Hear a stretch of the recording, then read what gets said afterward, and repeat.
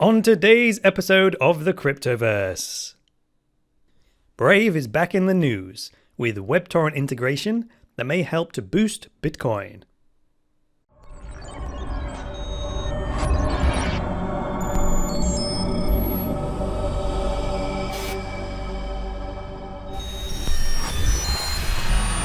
TunnelBear is the simple VPN app that makes it easy to browse the web privately and enjoy a more open and secure internet experience. Try TunnelBear for free by checking out the link in the video description below. Hi there guys, and welcome to the latest episode of the Cryptoverse, your regular dose of news and commentary on Bitcoin, cryptocurrencies and blockchains. I am your host, Chris Coney. Today is the 21st of February 2017.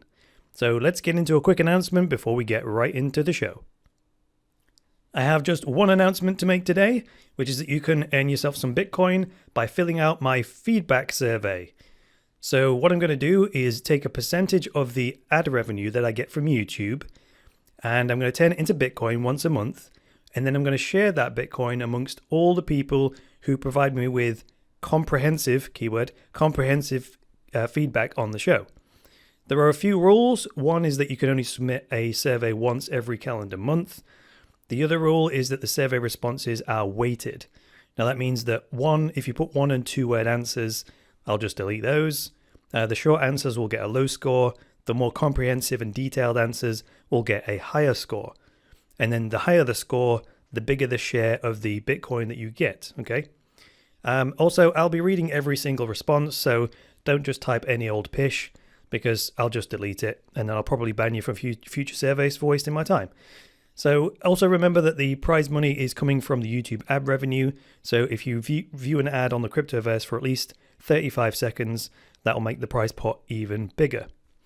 Other than that, I look forward to your responses, and I'll give out the prizes the first week in March. In terms of the market roundup then, a fairly reasonable 3.8% gain for Waves today, followed closely by Bitcoin, believe it or not, which went up 3.08%. According to CoinMarketCap's figures. We've got quite a few 5 and 6% losses today amongst MadeSafe, NEM, Factom, and Steem. Steem in particular not doing very well at all recently. What's a Steem token now? It's like 10 cents, down from a recent 16 or 17 cents, so it's been taking a bit of a beating. But with a big fall of 18.3, Golem is by far the biggest loser of the day, right down here in 18th by market cap. Over the last month or so, you might have noticed that Golem has regularly appeared as the biggest winner or the biggest loser, and that's like showing a huge amount of volatility. If it's one day it's the biggest winner and the biggest loser, it's flapping around all over the place. And when you see a loss like 18%, I mean, that's a huge loss in value. And remember, we've got this little asterisk, it's a fixed supply coin, so these fluctuations in prices have got to be because of speculation. So in terms of the Bitcoin price chart then, like I said yesterday, so much for that double top. I didn't think it was going to reverse the trend, to be perfectly honest. I actually said it yesterday. And now, actually, since I wrote the script, I'm going to have to do this on the fly now, because when I wrote the script, we were at a high of 1,099.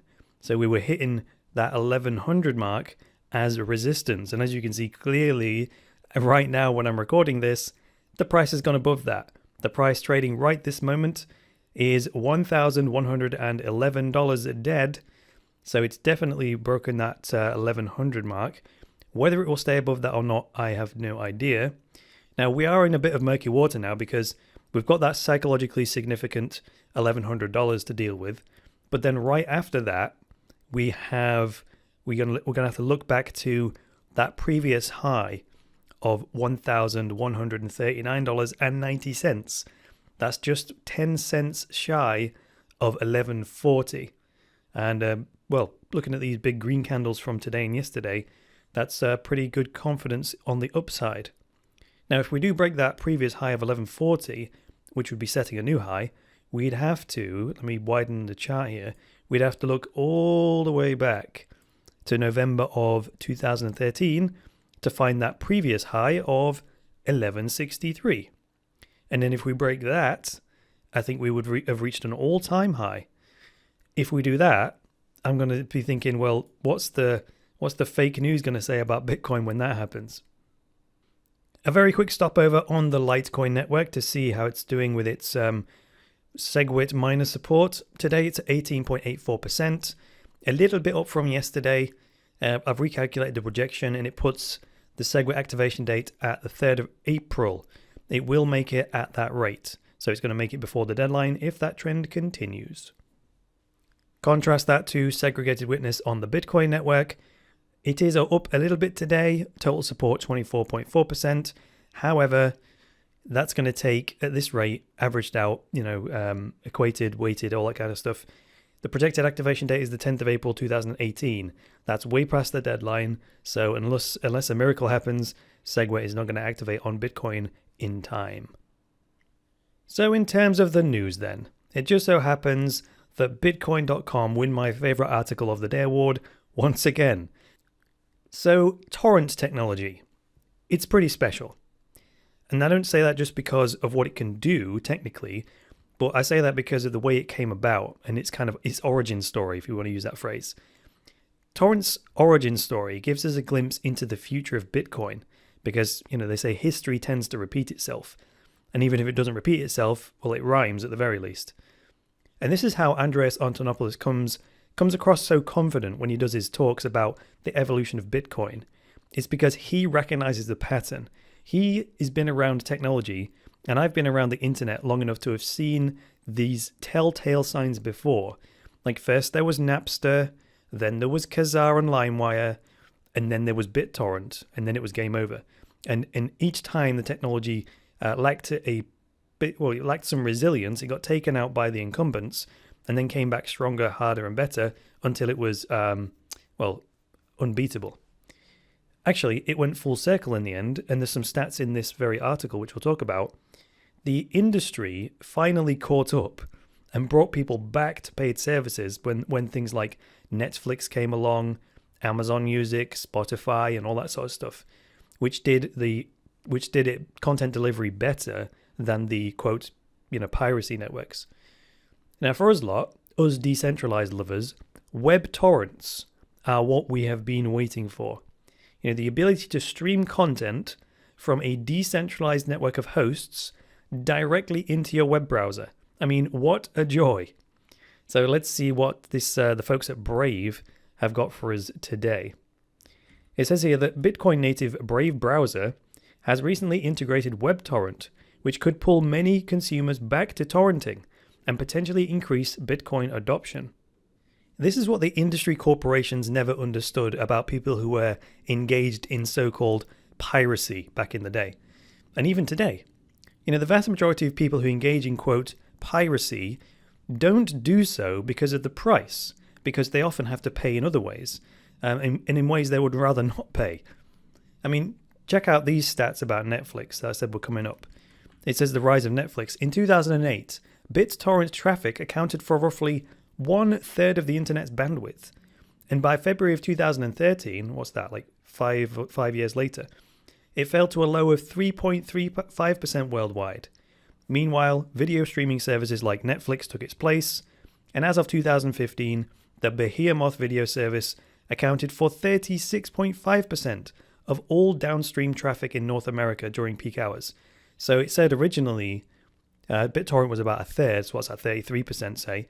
But now at peak times in North America, Netflix even trumps that. So from 2008 to 2013, Bitcoin traffic dropped by about 90% by these figures. Is that, or is that not, proof that when a superior paid service comes along, people will be willing to switch to it?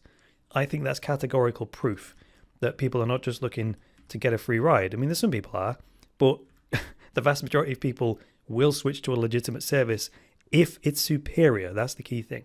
A superior experience is what they're looking for.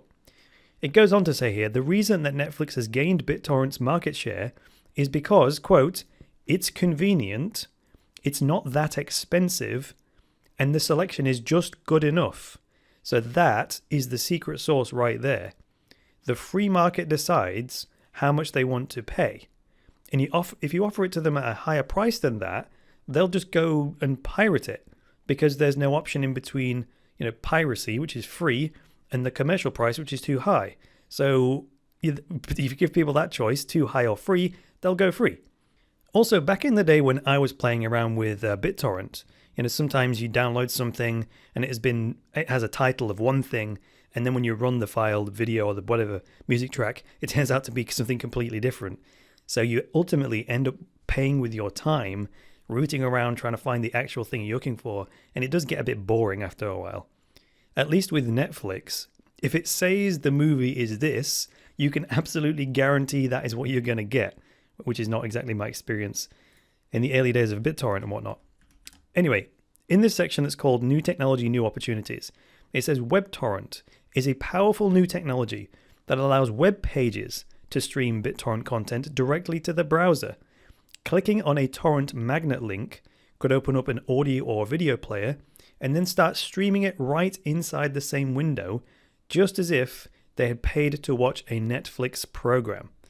Now, that doesn't mean we're necessarily going to go back to piracy. For me, the appeal of this is to decentralize the hosting of the content, kind of like content mining, if you will. And I'm thinking specifically there about the library network and how that operates. I talk about library every so often, lbry.io.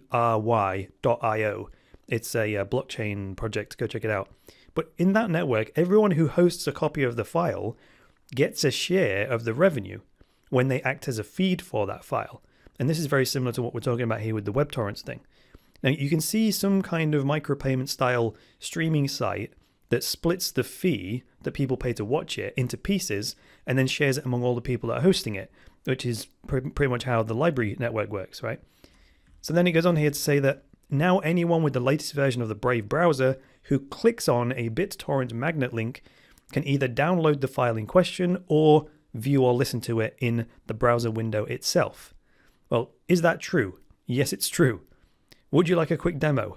Of course you would. So I happen to have here Brave browser open. Now I've started it off on the old DuckDuckGo. And if you type into WebTorrent, I think it's webtorrent.io. Here it is. Now this is not going to send me to the homepage. I'll have to click through to that. So you can download this desktop app, but check this out. There's me on the left-hand side there. Here's a video of this 3D animated battle. And then what's going to happen is, if you watch this little animation, this is kind of really gives you a sense of what happens. These are all different peers that have a copy of the file that are feeding it to me. So right now I've got 12, 13 peers. And of course, each of them may have the full file, they may have a piece of it. They'll all have different bandwidth speeds and so on. But it's sharing the burden of feeding this video to me across those 9 peers. Pretty sweet, eh? And you can see all the little IP addresses of all the people who are feeding it to me, right? So, and this is right in the web browser. And this is what we're looking for, a decentralized sort of YouTube style service. Now, because the Brave browser already has Bitcoin micropayments built into the browser, they are really well placed to be the platform of choice for us to use this new decentralized YouTube, which is what many of us in the crypto world, us crypto fans, have been waiting for since the very, very beginning. So thanks for joining me today, guys. If you liked this episode, hit the like button. If you disliked it, hit the dislike button. Please leave me a comment below with some feedback and get subscribed. And please support the Cryptoverse and boost cryptocurrency adoption by going to cryptoversity.com/podcast and becoming a patron. From just a few dollars a month, you can secure Cryptoversity's future, get unlimited access to all Cryptoversity courses, and access a private patrons-only chat group where you get direct access to me. That is all for today, guys. I will be back tomorrow with another episode of the Cryptoverse. So until then, it's me, Chris Coney, saying bye for now.